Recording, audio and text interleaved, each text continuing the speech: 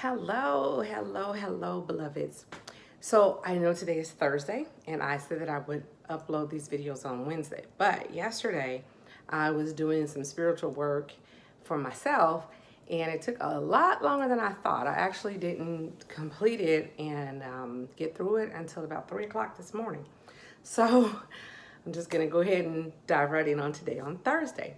So we are talking about healing our hearts, and that is healing from emotional trauma that we've suffered as a result of things that have been done to us in our life, experiences that we have that were negative and just not so pleasant for us. And so today we're going to talk about step 5, and step 5 is facing your offender. This is not as easy as we may like, but it's also not as hard as it seems. Sometimes we take on this emotional baggage, right? Because of something someone said to us or something someone did to us, and they don't even realize that they've hurt us that much. Those are easy to face. Those offenders are easy to face. Usually it's a close friend or family member who may have said or done something that offended you or hurt you, and they don't even realize that they did that because that wasn't their intention. Those are easy. You go to that person and you ask, can you sit down and have a conversation with them, and you let them know. And I'm telling you, I want to say 7 out of 10 times they're going to be shocked because they didn't even realize that they had hurt you at that level. You talk it out with them and you're able to come to an understanding. You're able to, hopefully they validate your feelings and don't invalidate them by saying, hey, get over it, or I didn't mean it that way. Hopefully they validate your feelings by allowing you to have your say and allowing you to express yourself, and then you two can come to a mutual agreement and understanding for forgiveness and healing. Now, some situations are harder, and I'm going to continue to use my divorce as an example for this. So with my divorce, it was a lot harder because when I got divorced, I was extremely angry. I mean, angry, ready to fight angry. So of course, it was not a time for me to try to communicate with my ex-husband because things would have just gotten volatile. But it had to happen. So I waited. I waited some years until I could heal through those first 4 steps. And then I knew, okay, you know what, at some point I have to talk to this person. And I had tried talking to him on several occasions prior to that, but again, it just got volatile. I got more angry, just words and things were said that shouldn't have been said. And so we just let it go.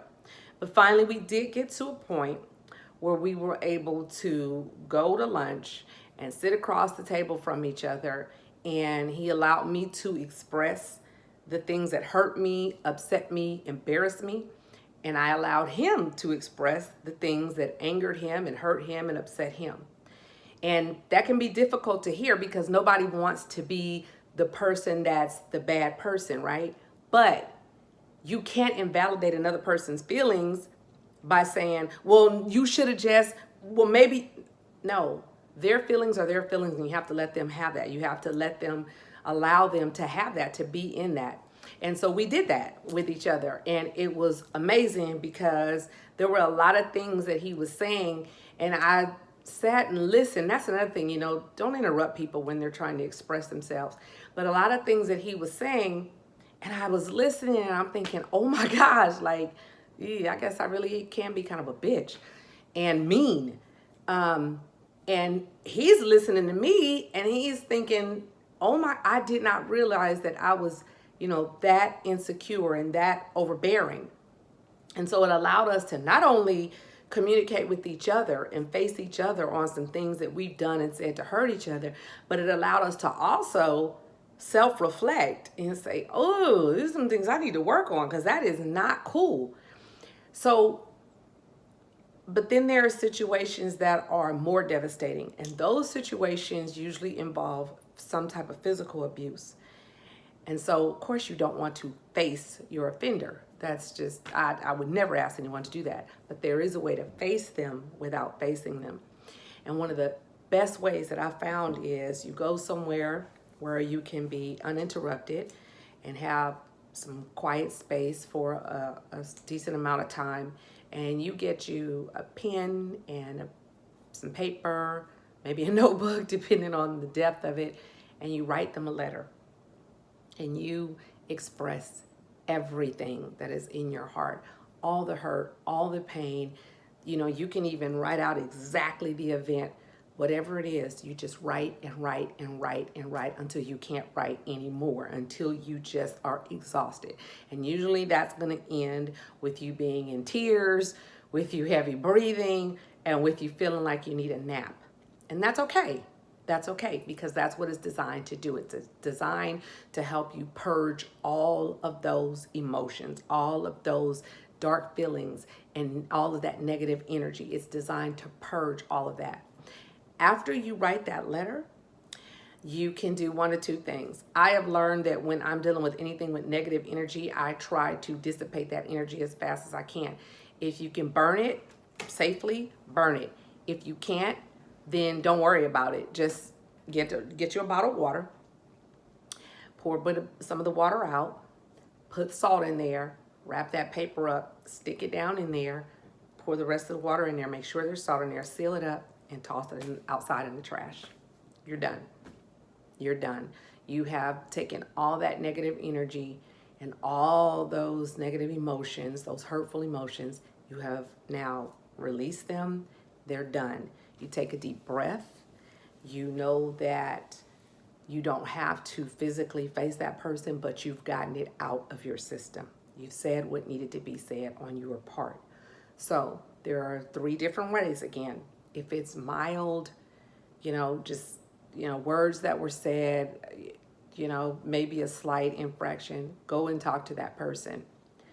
If it's a situation where there was no physical abuse, it's not a situation where your life is, in danger or your health is threatened, wait for a while and then go and have that conversation. But allow yourself to do it when you're not doing it out of anger, when you're not doing it out of negative energy, when you're ready to just go ahead and clear the air. And then if you know that you don't ever want to see that person again, do the writing exercise, write it out. It also helps sometimes. For me, what I'll do is I will record a video like this one, but in the video, I am speaking to that person that hurt me, and I'm saying everything I need to say. And then afterwards, I play it back and I allow myself to breathe through it, and then I delete the video. I'm done. There's no need to hold on to it. I'm not trying to hold on to that kind of energy. So we want to face the offender. And the reason you want to do this is because if you don't, it's bottled in. And the other thing is, especially when it's relationship oriented, you're going to take that into the next relationship. You're going to take all that negative energy and all those angry feelings into your next relationship. You're just going to drag that baggage with you everywhere you go. And that's not healthy. That's not what we're trying to do.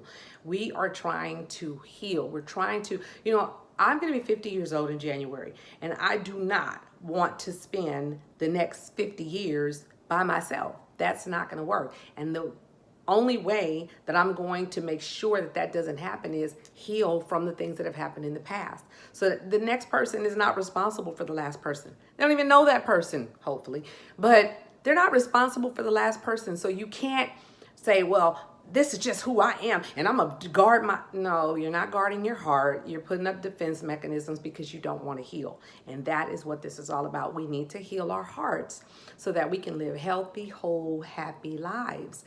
And we can move forward and have beautiful relationships and beautiful friendships, beautiful business partnerships, because we're healed and we're happy and we're whole and we're healthy, and we don't hold on to garbage. That's what this is about.